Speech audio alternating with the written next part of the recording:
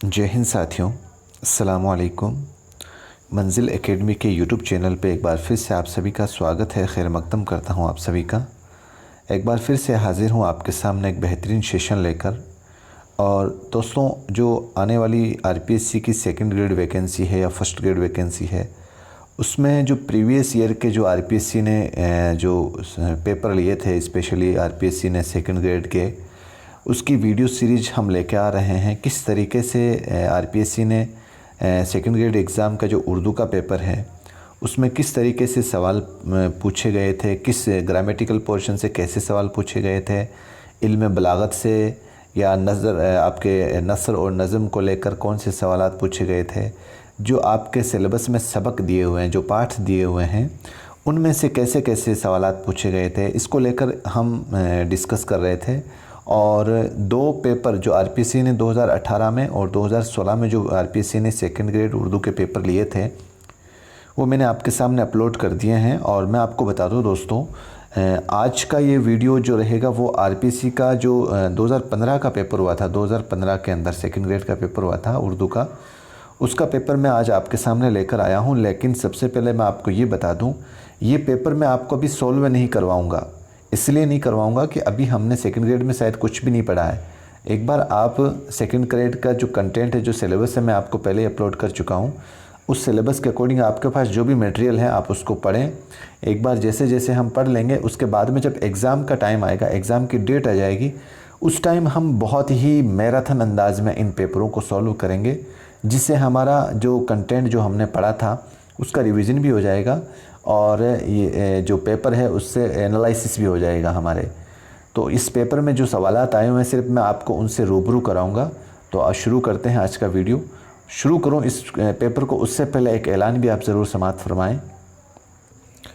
दोस्तों, आप जानते हैं अनअकैडमी ऑनलाइन लर्निंग प्लेटफॉर्म एक बहुत बड़ा प्लेटफॉर्म है जो कि स्टूडेंट्स को बहुत ही बेहतरीन फीचर्स प्रोवाइड करवा रही है। अगर आप घर बैठे अनअकैडमी से जुड़ना चाहते हैं और अपने बेहतर अपने शिक्षक से एजुकेशन प्राप्त करना चाहते हैं, तो अनअकैडमी आपको एक तो फ्री वाला कोर्स प्रोवाइड करवा रही है और एक प्लस वाला कोर्स प्रोवाइड करवा रही है। अगर आप फ्री के कोई कोर्स से जुड़ते हैं तो उसमें आपको जो सिलेबस है वो कंप्लीट नहीं दिया जाएगा और ना ही आपको पूरा प्रैक्टिस टेस्ट दिया जाएगा, ना ही कंप्लीट तौर पर आपको अनलिमिटेड पीडीएफ नोट्स दिए जाएंगे और रेगुलर डाउट क्लियरिंग सेशन जो है वो इसमें आपको नहीं दिया जाएगा। वहीं पर अगर आप अनअकैडमी के किसी प्लस वाले सब्सक्रिप्शन लेते हैं, प्लस का कोई कोर्स परचेज़ करते हैं जो साल भर का मुश्किल से 500-700 रुपये लगते हैं पूरे साल के, उसमें आपको कंप्लीट सिलेबस दिया जाता है, अनलिमिटेड प्रैक्टिस टेस्ट दिए जाएंगे, अनलिमिटेड पीडीएफ नोट्स दिए जाएंगे और डाउट क्लियरिंग सेशन इसमें आपको मिलता है। इसके अलावा और भी बहुत से फीचर आपको अनअकैडमी प्रोवाइड करवा रही है। जैसे आप देखें तो इसके अंदर आपको एक तो आपके फेवरेट जो एजुकेटर हैं, फेवरेट टीचर हैं, उनसे पढ़ने का मौका मिलता है। कंप्लीट एग्ज़ाम की प्रिपरेशन आपको यहाँ पे करवाई जाती है और जो डाउट क्लियरिंग सेशन होता है आपको इसमें प्रोवाइड करवाया जाता है। आपका सिलेबस भी इसमें पूरा करवाया जाता है और फ्री टेस्ट सीरीज और वीकली जो मॉक टेस्ट का आयोजन होता है उसमें भी आपको इसमें फैसिलिटी दी जाती है। अगर आप दोस्तों अनअकैडमी पर मुझसे जुड़ना चाहते हैं, मुझे फॉलो करना चाहते हैं, तो आपको सबसे पहले आपकी कैटेगरी जो है वो रीट या सीटेट या स्टेट टेट की कैटेगरी सेलेक्ट करनी पड़ेगी और मकबूल अहमद नाम का जो ये आपकी इमेज बनी हुई है, मकबूल अहमद नाम से आप मुझे फॉलो करेंगे सीडीपी और उर्दू पढ़ने के लिए। इसके अलावा अगर कोई साथी आप सीटेट का कोई कंप्लीट बैच कोर्स अगर आप अनअकैडमी से पढ़ना चाहते हैं, तो आप देखिएगा ये हमारे जो हैं विद्वानों की टीम आपके सामने है। ये आप विद्वान देख सकते हैं, इनका नाम और कौन सा टीचर क्या सब्जेक्ट पढ़ाएगा। इसमें अगर आप पूरे 1 साल का लिए एग्रीमेंट करते हैं या 1 साल के लिए परचेज़ करते हैं तो आपको 12 महीने का सिर्फ 899 रुपये देना होगा। वहीं पे अगर आप सिर्फ 6 महीने का आप ट्रेडिंग कोर्स लेना चाहते हैं, स्टडी मटेरियल लेना चाहते हैं, तो उसके लिए आपको 699 रुपये पे करना पड़ेगा। और ये 13 अक्टूबर से ये बैच शुरू हो चुका है, आप आराम से जाकर इसको ज्वाइन कीजिएगा।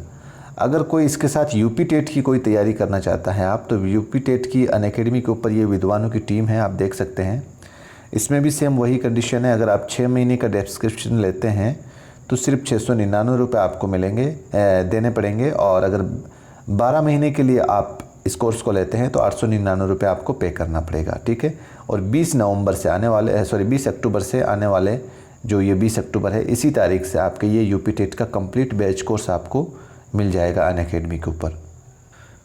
मोस्ट इम्पॉर्टेंट दोस्तों, अगर आप अनअकैडमी से कोई भी कोर्स परचेज़ कर रहे हैं, कोई भी, अगर आप वहाँ पर आप मेरा रेफरल कोड यूज़ करते हैं, आपकी अपनी मंजिल एकेडमी यूट्यूब चैनल का रेफरल यूज़ करते हैं, MANZIL10, बिना स्पेस के, स्पेस नहीं है दोस्तों, तो आप कोई भी कोर्स सेल करते हैं उसका 10% आपको घर बैठे डिस्काउंट मिल जाएगा अगर आप हमारी मंजिल एकेडमी का रेफरल कोड यूज़ करते हैं।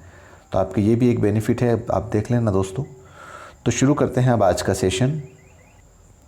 दोस्तों ये है आपके राजस्थान पब्लिक सर्विस कमीशन 2018 में इसने ये पेपर अपलोड किया था, जबकि ये एग्ज़ामिनेशन का जो पेपर है ये 2015 का है। आप ध्यान दें दोस्तों, 150 सवाल हैं और 150 मिनट इसमें टाइम दिए जाते हैं। पर सवाल जो है आपको यहाँ पर 2 नंबर का प्रोवाइड करवाती है RPSC। तो मैं पहले ही बता देता हूँ दोस्तों, इन सवालों के आंसर वगैरह मैं कुछ भी नहीं बता रहा हूँ, मैं सिर्फ ओनली फॉर मेरी रूपरेखा जैसे रीट के अंदर थी, ठीक सेकेंड ग्रेड के अंदर और फर्स्ट ग्रेड के अंदर भी यही रूपरेखा रहेगी, क्योंकि अभी मैं सोल्व करवाऊंगा तो वैसे मज़ा भी नहीं आएगा आपको। आप जब तक किसी कंटेंट को पढ़ के और उसको अच्छे से एनालिसिस करके अगर हम किसी पेपर को सोल्व करें तो उसका वो मज़ा नहीं आता दोस्तों। पहले एनालिसिस करें सब्जेक्ट को, अपने सिलेबस को पढ़ें और फिर उस पेपर को सोल्व करें। ये पेपर मैं इसलिए आपके सामने लेकर आ रहा हूँ कि इनका बेस जो है RPSC का जो बेस है सवाल का किस तरीके का है, किस तरीके से सवाल पुटअप किए जाते हैं, ये हमारे सामने होना बहुत ज़रूरी है। तो देखते हैं दोस्तों, शुरू करते हैं। उर्दू किस ज़बान का लफ्ज़ है? तुर्की, हिंदी, अरबी, फ़ारसी। आप देखिएगा बहुत आसान सवाल पूछा था ये तो। ये भी देखिए, उर्दू ज़बान का मौजूदा रस्मुल ख़त क्या है? देवनागरी, ख़त शिकस्ता, ख़त नुस्ख़, ख़त नस्तालीक। तीसरा सवाल है, इस्तेहकाम के माने क्या है? ये दोस्तों आपकी जो बुक्स, आप ध्यान देना, जो बंदे 6 से 12 की बुक्स हैं RBSC की, अगर इनको अच्छे से पढ़ लेता है तो ये जो कम से कम आपके ये मान के चलो आप 7 से 10 सवाल के बीच में ये जो सवाल आते हैं, मीनिंग वाले, मुहावरे वाले या इमला वाले, ये सवाल बहुत मायने रखते हैं। और इस जो बंदा इन किताबों को अच्छे से स्टडी कर लेता है वो इन 10 सवाल को बहुत आगे निकल जाएगा वो दूसरे कॉम्पिटिटर से। तो आप देख लें आप किसको तैयारी किस लेवल की करनी है। तो इस्तेहकाम के क्या माने हैं आपके? ये ऑप्शन है तश्कील करना, बाकी ऑप्शन ये रहे मजबूती देना रही है। चलिए आगे बढ़ते हैं। अगला सवाल है, नादान दोस्त कहानी किसने लिखी? नादान दोस्त प्रेमचंद ने, जो भी आपको लगता है आप देखिए एक बार। प्रोफेसर मोहम्मद मुजीब आदमी की कहानी आपके सबक है एक मोहम्मद मुजीब साहब का, उससे ये सवाल पूछा गया है। तो आप देखें इसके अंदर कौन सा सवाल आपके सही हो सकता है। ये ऑप्शन है आपके, आप इसको इसको पुश करके आराम से इस सवाल को थोड़ी देर रोक करके भी देख सकते हैं। फिर आता है दोस्तों, सरगुज़िश्त आज़ाद बख्त बादशाह की, ये दास्तान किससे ली गई है? ये आपको आपके सिलेबस में पता होगा, मीर अमन साहब की पहला ही पार्ट है आपके सिलेबस में, ठीक है ना। तो आप ये इसमें ऑप्शन में देखिए मीर अमन साहब की कौन सी रचना है इसमें। गालिब ने मुंशी हरगोफाल तिफ्ता के नाम से जो लिखे गए ख़त है उसमें मकतूब में किस सूरत हाल का नक्शा खींचा है?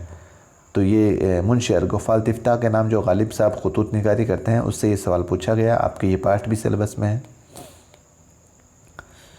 हम लोगों को अभी बाहर जाना है, देर हो जाएगी। फ़ोटोग्राफ़र, ये कुर्तुल एन हैदर साहब का जो सबक है आपके उसमें से ये सवाल पूछा गया है। और फिर अगला सवाल है, ख्वाजा हसन निज़ामी का जो इंशाइया है, ये मच्छर गाय, जो भी आपको लगता है वैसे राइट आंसर इसका मच्छर हो जाएगा, ठीक है। आप देखिएगा इसमें ख्वाजा हसन निज़ामी का मच्छर है, गाय है या सवेरे जो कल आँख खुली है, अच्छे से एनालिसिस करके ख्वाजा हसन निज़ामी साहब का जो सबक है आपके पार्ट में उसको पढ़ना है आपको। फिर आता है, कन्हैया कपूर लाल ने अपने मज़मून गालिब जदीद शोरा की एक मजलिस में जदीद दौर के नुमाइंदा शोरा की मशहूर नज़मों की अपनी मखसूस अंदाज में नकल उतारते हैं, उसे क्या कहते हैं? तो आप जब इस सबक को पढ़ोगे आपके गालिब जदीद शोरा की एक मजलिस में, उसमें इस सवाल का आंसर बिल्कुल ईजी वे में आपको मिल जाएगा। शिबली न्यामानी साहब हैं, उनकी जो मंदरजा झेल तसानीफ़ में है इसमें से कौन सी तसनीफ़ का ज़ुमरा बहैसियत सिर्फ दूसरी 3 तसानीफ़ से अलग है? यानी कि जो शिबली न्यामानी साहब हैं उनकी ये जितनी भी किताबें हैं इनको कब शाये किया है, इन्होंने कब छापा है? तो आप आराम से इसमें से एक ऐसी तसनीफ़ है जिसकी डेट जो है वो गलत है, तो आप पहचान करिएगा इनमें से। कुर्तुल एन हैदर के वालिद का नाम क्या था? जब आप कुर्तुल एन हैदर साहब का जो फ़ोटोग्राफ़र वाला सबक पढ़ोगे तो उसमें उनकी बिल्कुल बायोग्राफ़ी दे रखी है। आप कौन सा जोड़ा दुरुस्त नहीं है? अब यहाँ पर आपको मीर अमन साहब को भी पढ़ना पड़ेगा, मोहम्मद हुसैन साहब आज़ाद को भी पढ़ना पड़ेगा, शिबली नैमानी साहब को भी पढ़ना पड़ेगा और कुर्तुल ऐन हैदर साहब को भी पढ़ना पड़ेगा। ठीक है। आप हमसे खफा हो गई, ये सबक जो है वो चौथी का जोड़ा है। ये बात किसने किससे कही थी? जो असमत चुगताई साहब का आपके सिलेबस में है ना, चौथी का जोड़ा, उस सबक को आपको पूरा पढ़ना पड़ेगा, तब ऐसे सवालों को, अंदर से सवाल जो पूछे जाते हैं ना, उनके जवाब आप आराम से दे पाएंगे। फिर से आता है, कौन सा जोड़ा दुरुस्त नहीं पूछा है आपको? प्रोफेसर महमूद शेरानी साहब को पूरा पढ़ना पड़ेगा, मसूद हुसैन खान साहब को पढ़ना पड़ेगा, मोहम्मद हुसैन आज़ाद को, यानी कि जो उर्दू की पैदाइश है किसने किससे बताई है, तो आपको इनका जो कंटेंट है वो पढ़ना पड़ेगा। अफसाना का जुज़ नहीं है दोस्तों। अफसाना, गज़ल, मरसिया, मसनवी, कसीदा, इनको बहुत अच्छे से आपको पढ़ना है और इनके जितने भी अज्जाए तरकीबी हैं उनको सीरियल वाइज आपको याद करना पड़ेगा। 1 2 3 4 5 ऊपर नीचे भी नहीं चलेगा। आपको सीरियल भी पूछ सकते हैं, किस अफसाने किस जुज़ के बाद कौन सा जुज़ आएगा, और ये भी पता होना चाहिए कि कसीदे के अज्जाए तरकीबी कौन से हैं, मरसिया के कौन से हैं, क्योंकि आपको 3 अफसाने कसीदे के दे देंगे, 1 मरसिया का दे देगा। तो ये सवाल आपके 100% आएगा, इस बार भी आएगा अगले वाले सवाल में, तो बहुत अच्छे से इसको आपको याद कर लेना है। दक्कन में उर्दू, ये तसनीफ़ जो है ये किसकी लिखी गई है? उर्दू अदब के इतिहास से आपको पढ़ना पड़ेगा अच्छे से। उर्दू ज़बान बिरज बादशाह से निकली है, ये नज़रिया भी किसका है? आपको उर्दू अदब का इतिहास ये पढ़ना पड़ेगा, उसमें इसका सवाल मिल जाएगा आपको। ज़बानों के माहिर को क्या कहते हैं भाई?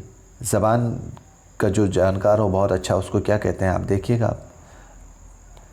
फ़ोर्ट विलियम कॉलेज किस शहर में कायम हुआ? फ़ोर्ट विलियम कॉलेज और दिल्ली कॉलेज आपके पूरे सिलेबस में अलग से दिया हुआ है, इन दोनों को बहुत अच्छे से आपको पढ़ना पड़ेगा, क्योंकि फ़ोर्ट विलियम कॉलेज और दिल्ली कॉलेज से 3 3 4 4 सवाल आपके उस टॉपिक से बनेंगे। जैसे अगला सवाल है, फ़ोर्ट विलियम कॉलेज की सबसे मशहूर किताब कौन सी है? अब इसके अंदर आप देखिएगा, बहार उर्दू, बाग उर्दू, बागो बहार, फूलबन। इसी तरीके से अब ग्रामेटिकल पोर्शन आया है, वो वाव जो लिखी जाए लेकिन पढ़ी नहीं जाए उसे क्या कहते हैं? आपने रीट में बहुत अच्छे से इसको स्टडी किया होगा, आप देखिएगा आराम से। मीर अमन का असल नाम क्या है? सरगुज़िश्त आज़ाद बख्त बादशाह का जो पहला सबक है मीर अमन साहब का, उसी से ये सवाल पूछा गया है। किस्सा हातिम ताई में हातिम के ज़माने में अरब का बादशाह कौन था?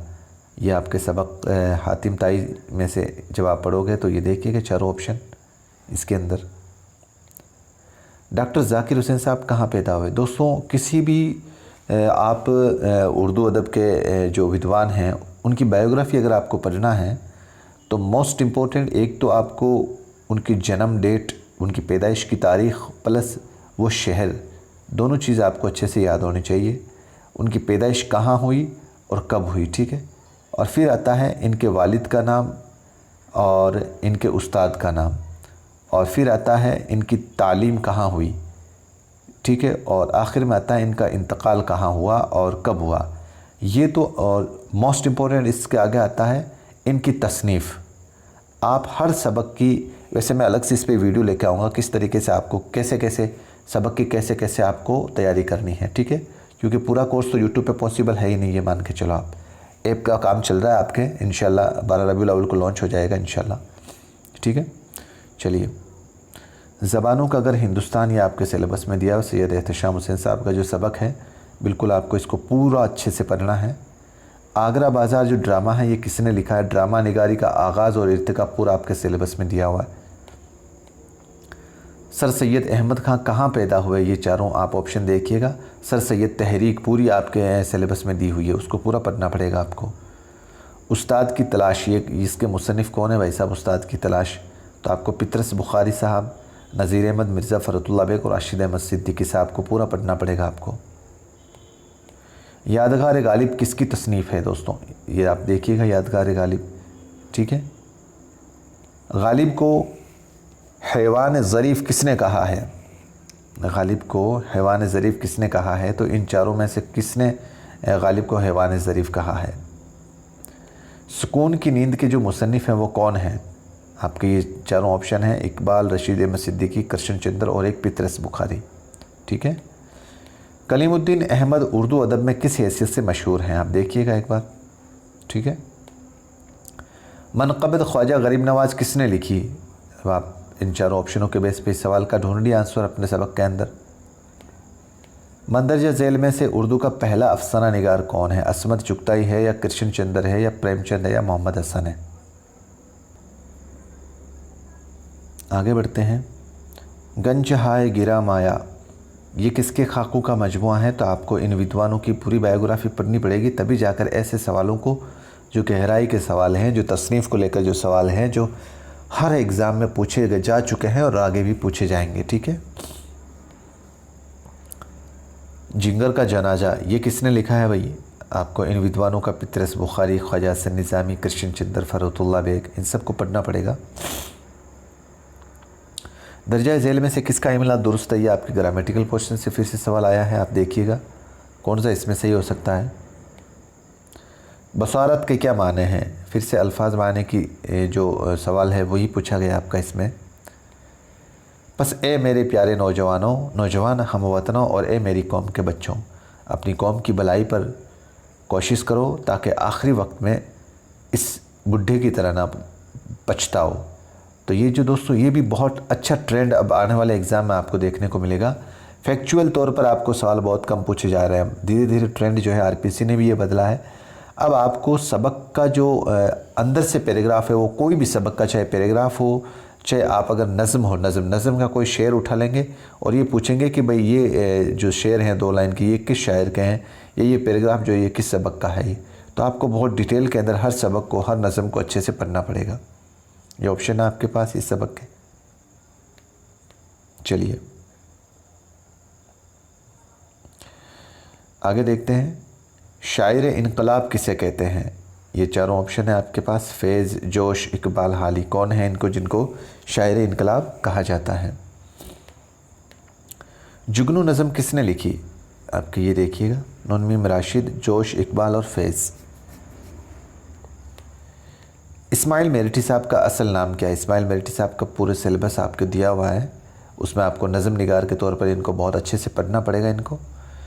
चलिए, ये आरज़ू थी तुझे गुल के रूबरू करते, ये मिस्रा किस शायर की गज़ल का? हमने बोला था ना, ये आपके गज़ल के या नज़म के अंदर से शेर उठाएगा और वो पूछेगा कि ये शेर किस शायर का है। ठीक है। तो आपको हर एक जो आपके सिलेबस में जितनी भी नज़में लिखी हुई हैं, जितने भी शोरा लिखे हुए हैं, उनकी नज़मों को बहुत अच्छे से एनालिसिस करना पड़ेगा। अकबर इलाहाबादी का असल नाम क्या था? ये भी आप सवाल देखिएगा, बहुत अच्छा सवाल है ये। मीर अनीस ने शायरी की किस सिनफ़ को बाम उरूज पर पहुँचा, यानी कि बुलंदी पर पहुँचाने का काम मीर अनीस ने किस सिनफ़ को किया है? कसीदा, मरसिया, गज़ल, मसनवी, किसको किया है? तो देख लें आप इसको। नून मीम राशिद का पूरा नाम क्या? कई बार रिपीट हुआ है सवाल, ये आप अच्छे से देख लेना। मैं आपको बता दूं दोस्तों, आप 2010 से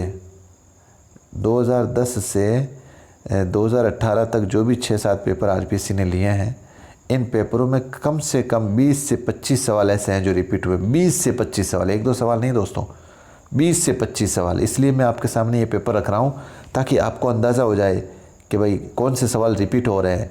और सवाल रिपीट वही हो रहा है दोस्तों, सवाल इजी नहीं है, इजी वाले सवाल रिपीट नहीं हो रहे हैं, सवाल वही रिपीट हो रहे हैं जिसमें बच्चों को कन्फ्यूज़न हो। नून मीम राशिद के या आपके नज़ीर अकबर आबादी कार, इनका जैसे कोई अंदाज़ा भी नहीं लगा सकता कि इनका नाम वली मोहम्मद हो सकता है कि इस तरीके से जो कन्फ्यूज़न वाले सवाल आते हैं वही ज़्यादा रिपीट हो रहे हैं। तो आप देखिएगा आराम से। अब देखो नज़ीर अहमद में, आप इस सवाल के ऑप्शन देखो कितने तगड़े दिए हैं।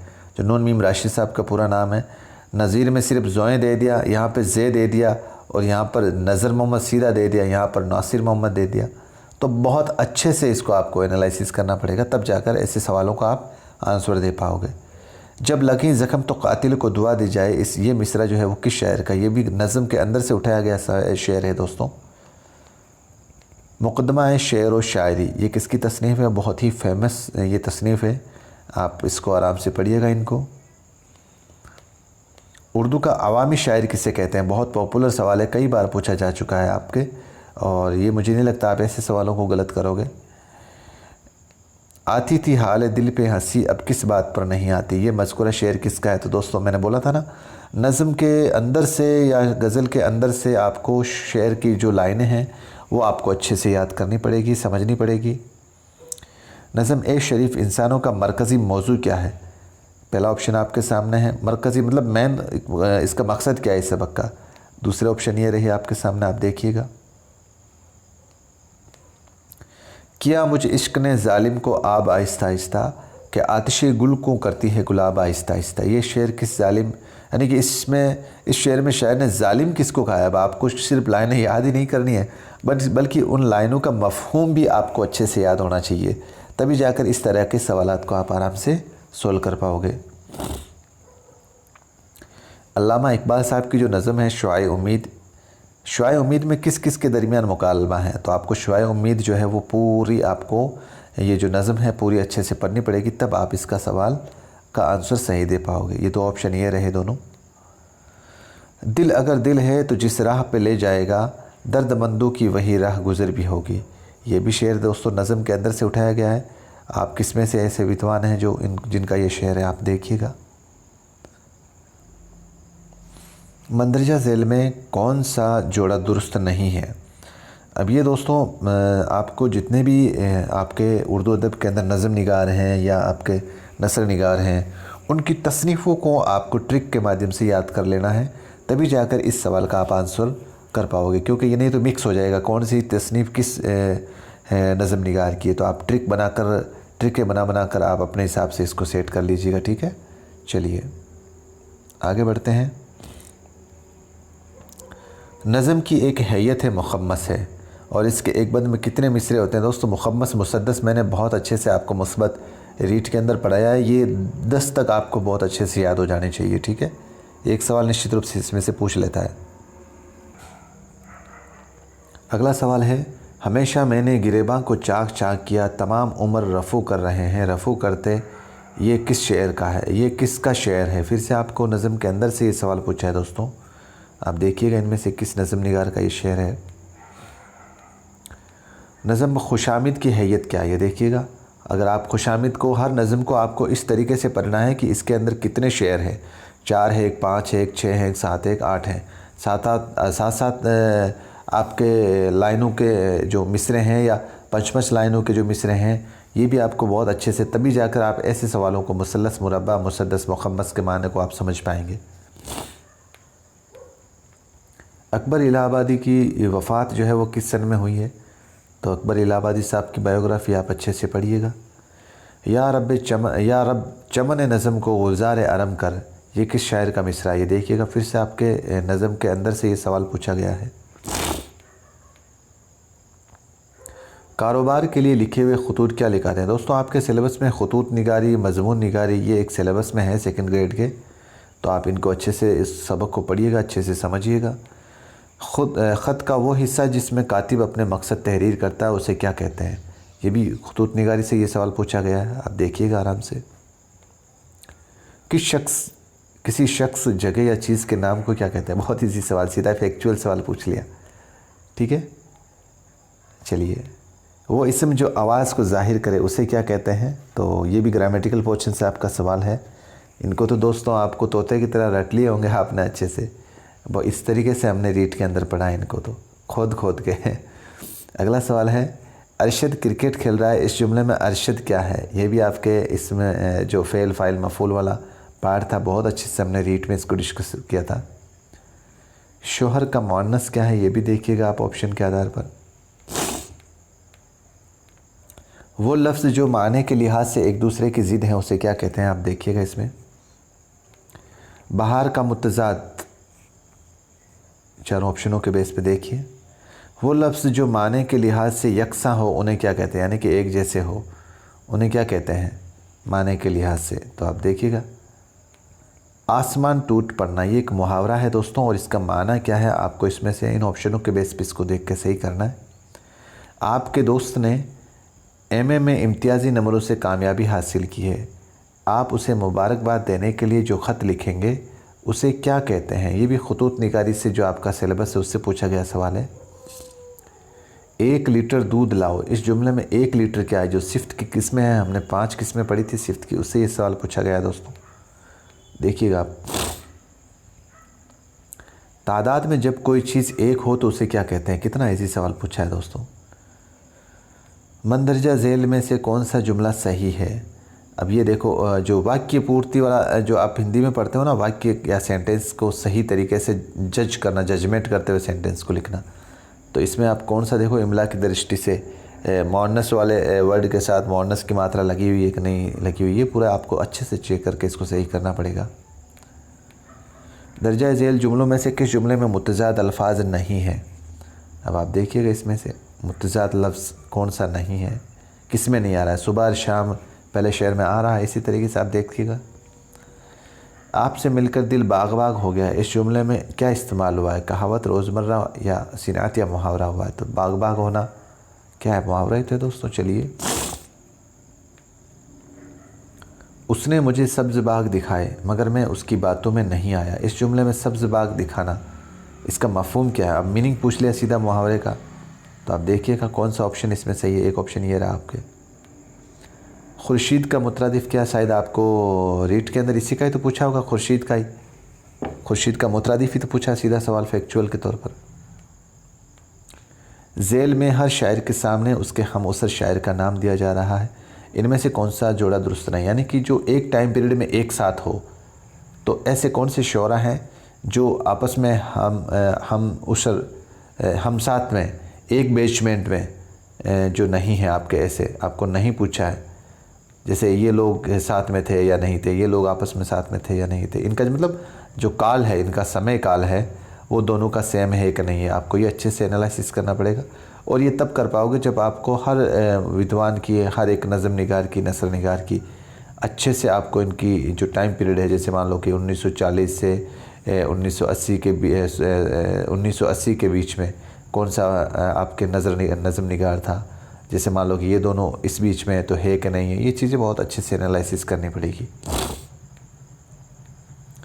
मीर तकी मीर साहब का जो इंतकाल है वो किस शहर में हुआ। आप डेट की जगह, यहाँ पर मैंने बोला था ना, आपको वो जगह का नाम भी आपको याद करनी पड़ेगी, कहाँ पे इनकी डेट हुई है, कहाँ पे इनका इंतकाल हुआ है, ये सब बहुत अच्छे से एनालिसिस करना पड़ेगा।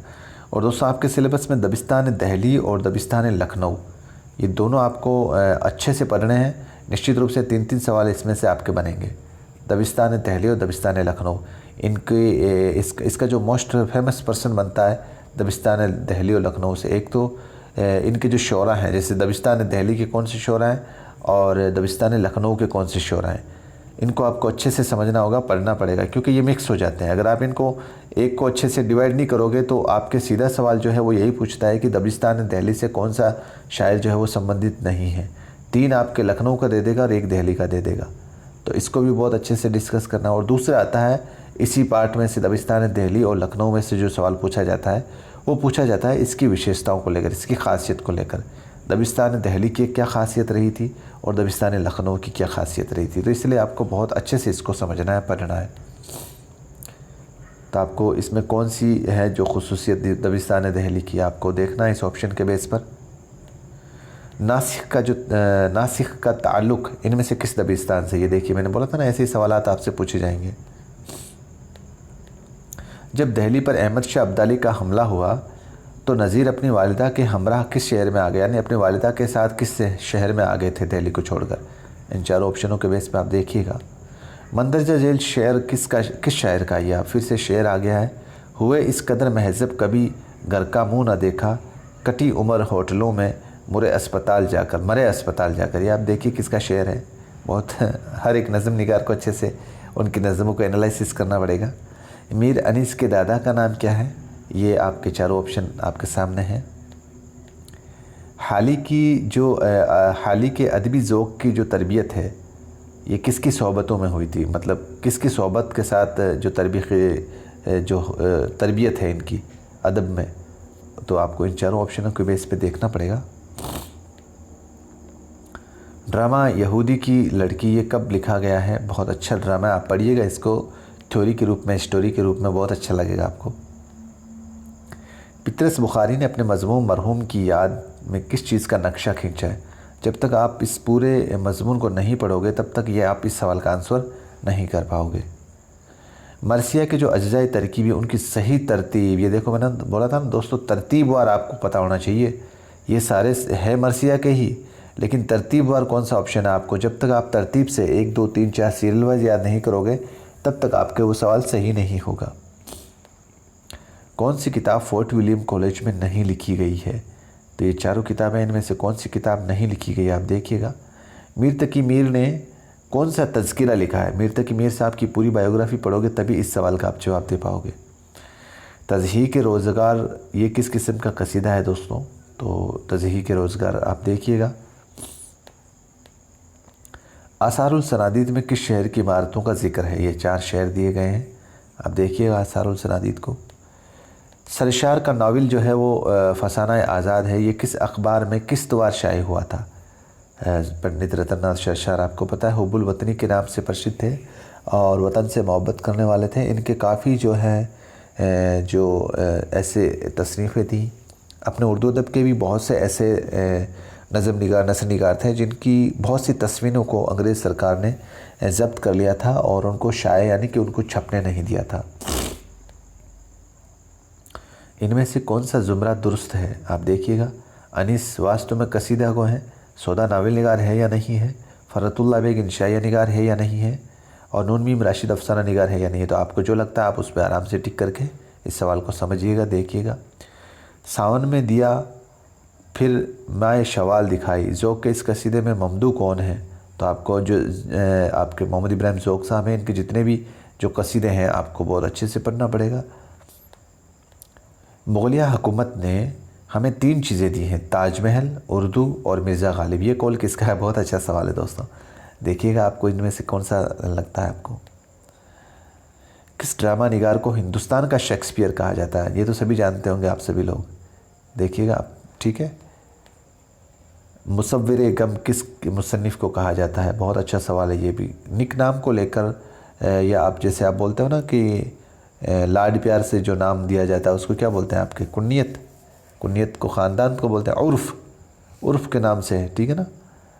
तो आप देखिएगा इसको अच्छे से। ज़हाक ये जो ड्रामा है इसके मुसन्निफ़ कौन है? आप इन ऑप्शनों के बेस पे पढ़िएगा इसको। झेल में से कौन सा जुज़ कसीदे का नहीं है? अब आप कसीदे के जो अज्जाए तरकीबी है उसको भी बहुत अच्छे से पढ़ना पड़ेगा आपको।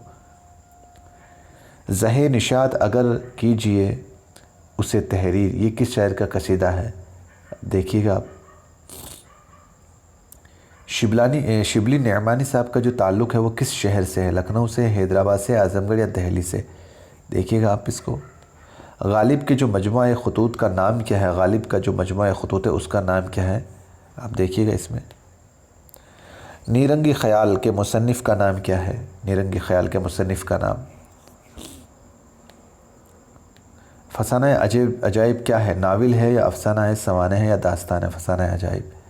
तो आप देखिएगा ये भी ट्रेंड दोस्तों 1 नंबर का सवाल तो इससे पूछा ही जाएगा, आप मान के चलो। जो भी आप नज़म पढ़ रहे हो, जो भी आप नसर पढ़ रहे हो, उसको सबसे पहले तो आप उसको इसी में अटका लो कि ये क्या पढ़ रहा हूँ मैं, कोई नावल है या कोई ड्रामा है या कोई दास्तान है। सबसे पहले कॉपी के अंदर उसको ऊपर ही ऊपर अटका लो कि ये फलानी चीज़ है, ठीक है। 9 तर्ज़ मरसा के मुसन्निफ़ का नाम लिखिए। अब देखिएगा इनमें से कौन से मुसन्निफ़ है जिनकी ये तसनीफ़ है। साइंटिफिक सोसाइटी किसने कायम की थी? तो सर सैयद तहरीक आपको बहुत अच्छे से पढ़नी पड़ेगी दोस्तों। चारपाई का ताल्लुक़ किस सिनफ से है दोस्तों? चारपाई का ताल्लुक़ ये देखिएगा आप क्या है। चारपाई जो है आप पढ़ोगे तो उसमें वो क्या है, क्या चीज़? इंशाइया है या कोई अफसाना है या नावल या दास्तान है? हयात जावेद ये किसकी सवाने हयात पर मबनी है? आप देखिएगा इनमें से। गंज खूबी किसकी तसनीफ़ है? गंज खूबी 2 ऑप्शन आपके सामने, लल्लू लाल जी, निहाल चंद लाहौरी, और एक है आपके बीनी नारायण और एक मीर अमन, ठीक है। सर सैयद के मज़मून का नाम क्या है दोस्तों? ये आपके कक्षा 10 की बुक्स में सर सैयद का एक सबक है, अपनी मदद आप देखिएगा, आप इसको अच्छे से पढ़िएगा। गालिब का लक़ब बताइए। मिर्ज़ा गालिब तो आपने पढ़ा होगा, लेकिन दूसरा लक़ब क्या है? आपको इसको अच्छे से पढ़ना पड़ेगा, ठीक है। रिसाला आजकल कहाँ से शाये होता था? ये उर्दू अदब के इतिहास से सवाल है, देखिएगा आप इसको। कहाँ से? हैदराबाद, लखनऊ, अलीगढ़ और दिल्ली। तसव्वुफ़ का अहम शायर किसे कहा जाता है? तसव्वुफ़, सूफियत, ठीक है। तो आप देखिएगा इसमें से कौन से शायर हैं जो तसव्वुफ़ के शायर हैं। जंग किस सिनफ़ सुकन का जुज़ है? अब आपको सारे अज्ज़ाए तरकीबी, कसीदा, मसनवी, मरसिया के सब के अज्ज़ाए तरकीबी आपको याद करने पड़ेंगे। मिदह का ताल्लुक़ किस सिनफ से है? ये मिदह जो अज्जा तरकीबी है किसका है? अब आप देखिएगा इसमें। गज़ल किस ज़बान का लफ्ज़ है दोस्तों? देखो दोस्तों, गज़ल हो, चाहे नज़्म हो, चाहे मरसिया हो, चाहे मसनवी हो, चाहे आपके खाका निगारी हो या सवाने निगारी हो, ये सब ये जो लफ्ज़ हैं ये किस ज़बान के लफ्ज़ हैं आपको बहुत अच्छे से पता होना बहुत ज़रूरी है दोस्तों। हर एक चीज़ को छोड़ कुछ भी नहीं सकते आप अगर इस तरीके से तैयारी करोगे कि मुझे यार इसका मैं ये छोड़ दूँ, तो दोस्तों आप सेकंड ग्रेड नहीं बन पाओगे। फिर बड़ी वैकेंसी है, बड़ा पद है सेकंड ग्रेड, ठीक है ना। तो आप इसको इग्नोर नहीं कर सकते आप एक भी चीज़ को, ठीक है। एक बार पढ़ना ज़रूर है, बाकी याद रहे ना रहे वो वक्त की बात है, एक बार आपको पढ़ना ज़रूरी है बस। चलिए, तर दामनी पे शेख हमारी ना जाइयो, दामन निचोड़ दें तो फरिश्ते वज़ू करें। ये किस शायर का शेर है? ये भी दोस्तों नज़म के अंदर से सवाल पूछा गया है। और दर्द, और ये 3 ऑप्शन आपके बाद में दिए हुए हैं, दाग, अमीर और मीर तकी मीर। पहला ऑप्शन आपके इसमें आपके दर्द था, दर्द, ठीक है, और 3 ऑप्शन ये रहे। मीर तकी मीर कहाँ पैदा हुए? अब आपको देखिएगा, पैदाइश का स्थान और पैदाइश की डेट दोनों आपको अच्छे से याद होने ज़रूरी है। मक्ता किसे कहते हैं? गज़ल की जितनी भी डेफिनेशन है, गज़ल के पार्ट को लेकर, दूसरे शेर को लेकर, गज़ल के मौज़ूआत को लेकर, ये आपको बहुत अच्छे से याद होनी ज़रूरी है दोस्तों। जब कोई लफ्ज़ अपने हकीकी माने के बजाय मिजाजी माने में, ये इल्म बलागत से सवाल पूछा गया है, हकीकी माने के बजाय मिजाजी माने में इस्तेमाल हो तो दो और दोनों में तशबीह का ताल्लुक़ भी हो तो उसे क्या कहा जाएगा?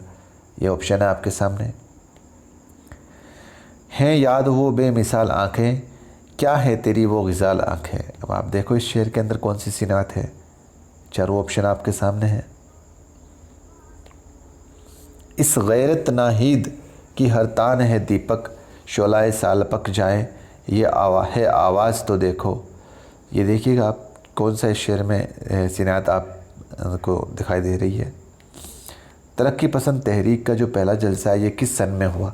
तरक्की पसंद तहरीक भी दोस्तों आपके सिलेबस में है और बहुत अच्छे से इसको एनालिसिस करना आपको। ये कई बार सवाल, या तो तरक्की पसंद तहरीक का जलसा कब मुनाकिद हुआ, इसकी सदारत किसने की, इसके मौजू कौन थे, इसमें कौन कौन लोग शामिल हुए थे, ये सब चीज़ें आपको इसमें पढ़नी पड़ेगी। तारीख़ अदब उर्दू पर सबसे मुफस्सिल किताब किसने लिखी? अब आप देखो, बहुत अच्छा सवाल है। राम महबूब सक्सेना, जमील ज़ालिबी और ज्ञानचंद जैन और गोपीचंद नारंग। ये देखिएगा। तहज़ीबुल अखलाक क्या है? रिसाला है, अखबार या नावल अफसाना है? अलीगढ़ तहरीक से वाबस्ता थे, कौन हैं ऐसे विद्वान जो अलीगढ़ तहरीक से, जो सर सैयद साहब की तहरीक चलाई गई थी अलीगढ़, इससे वाबस्ता हैं, इससे संबंधित है? कौन से ऐसे विद्वान हैं? ठीक है। अब आपके ये तो थे दोस्तों साहित्य से संबंधित। अब उर्दू पेडागोजी से संबंधित कौन कौन से सवाल हैं आप देखिएगा। किस तरीक़ा तदरीस का इस्तेमाल हुरूफ की आवाज़ की बुनियाद पर किया जाता है? आवाज़ की बुनियाद पर। तो ये आप चारों ऑप्शन देखिएगा।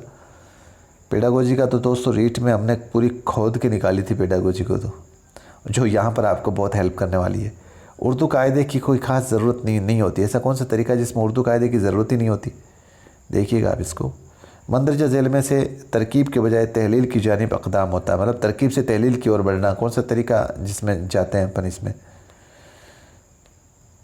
मशरिकी मदारिस का कदीम और मुरोवजा तरीका कौन सा है? मशरिकी मदारिस के अंदर कौन सा ऐसा तरीका है जो अभी जो चलता है वहाँ पर, कौन सा मशरिकी मदारिस के अंदर? आप देखिएगा इसमें। पेस्टोलॉजी तरीका किसने ईजाद किया था? हर तरीके का जो मौजूद है आपको वो भी पता होना चाहिए दोस्तों लगभग। कौन सा तरीका तदरीस उर्दू सिखाने में ज़्यादा मुफीद साबित नहीं हो सकता? 3 तरीके आपके सामने हैं और एक ऑप्शन ये रहा, पेस्टोलॉजी तरीका। किस तरीका के तहत अल्फाज को पढ़वाया जाता है, उसकी शक्ल जहन नशीन करवाई जाती है और फिर नकल लिखवाई जाती है? तो आप देखें इन ऑप्शनों के बेस पे। अदब लुत्फ़ अंदोज़ होने का वसीला किस तरीका तदरीस के ज़रिए फ़राहम होता है? आप देखिएगा इसको चारों ऑप्शनों के बेस पर। किस तरीका तदरीस से बच्चों में अमली गौर फ़िक्र की आदत पड़ती है, मतलब उसको क्रियाशील रखने की आदत पड़ती है? ये तरीका देखिएगा कौन सा तरीका है। किस तरीके को अमल में लाने के लिए खामोश और पुरसुकून फ़िज़ा की बड़ी ज़रूरत होती है? एकदम खामोश मुताला, साइलेंट तरीके से। तो आप देखिएगा इसमें कौन सा तरीका है।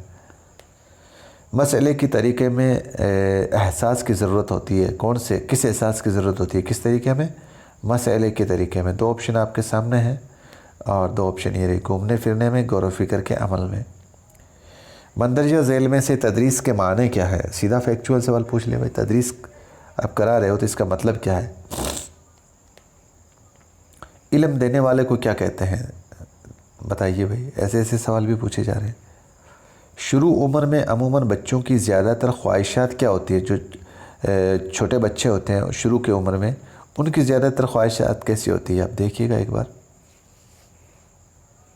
तदरीस के लिए असबाक के इंतखाब की ज़िम्मेदारी किस पर होती है भाई? अगर आप शिक्षण करवा रहे हो तो उसके सबक की जो इंतखाब है, उसकी शुरुआत है, उसकी ज़िम्मेदारी किस पर होती है? आप देखिएगा इनको, चारों ऑप्शन आपके सामने है। लफ्ज़ मसअला की जमा क्या है? ये वाहिद जमा भी आपके सिलेबस में है। किस तरीके में मुख्तलिफ़ आलात और सामान के ज़रिए बच्चों के हवास की तरबियत की जाती है और उन्हें चखने, खुरदरे और आपके मलाइम, सख्त, सर्द, गर्म, वज़नी और हल्के का तस्वुर दिलाया जाता है? ये कौन सा तरीका है जिसमें ये सब चीज़ें ऐड होती हैं? मॉन्टेसरी तरीक़ाकार में क्या होता है? आप देखिएगा एक बार इनमें से। मंदरजा झेल में से जो लफ्ज़ तहकीक है, इसके लग़वी माने क्या? तहकीकी तरीका आपके सिलेबस में, इसी से सीधा ऊपरी सवाल पूछ लिया गया है। आप देखें एक बार इसको। ये ऑप्शन है आपके, पहला ऑप्शन समाअत है, दूसरा बसारत है, तीसरा दरियाफ्त और तफ्तीश है और चौथा तफरी सियासत है। ठीक है, आखिरी सवाल है, झेल में किस तरीक़ाकार में तलबा महज इनफ़ाली हैसियत से हिस्सा लेते हैं? सिर्फ इनफ़ाली, सिर्फ काम करने की हैसियत काम में लेते हैं। तो ये दोस्तों आपके रीट 2015 का क्वेश्चन पेपर था आरपीसी का। और जब तक आप ये जितने भी सिलेबस, सबसे पहले आपके पास सिलेबस का प्रिंट आउट होना चाहिए, उसके बाद में कक्षा 6 से 12 तक की बुक्स होनी चाहिए, और उसके बाद में एक या तो वो वाइट पेज होने चाहिए, रजिस्टर होना चाहिए, जिसमें आप हैंड रिटन खुद के हाथ से नोट लिख सको, बना सको, और किस तरीके से कौन कौन से सवाल पूछे गए हैं इसको अच्छे से एनालिसिस करके आपको अपनी तैयारी करनी है। अगर आप इतना एनालिसिस नहीं कर सकते तो मंजिल एकेडमी आपकी खिदमत में हाजिर है। इंशाल्लाह सेकंड ग्रेड का सिलेक्शन बैच, मतलब सिलेक्शन बैच ही उतरेगा उसमें। आप मान के चलो, कंटेंट देख लेना, एक डेमो, एक लेसन डेमो का रहेगा, आप आराम से उसको देखें। अगर आपको पसंद आता है तो फिर उस कोर्स को परचेज़ कीजिएगा, नहीं तो देखिएगा आप, क्योंकि यूट्यूब पे पूरा कोर्स नहीं होगा, ये मान के चलिए आप। ठीक है, अब दीजिए इजाज़त। अगर आपकी कोई क्यूरीज़ हो, आपका कोई राय हो, कोई आपका मशवरा हो, कोई सलाह हो, तो बड़ी मेहरबानी होगी आप अगर कमेंट सेक्शन में आप कुछ ऐड करेंगे अपनी सलाह को। ठीक है, तो दीजिए इजाज़त, मिलते हैं फिर से एक नए कंटेंट के साथ। खुदा हाफिज़, जय हिंद।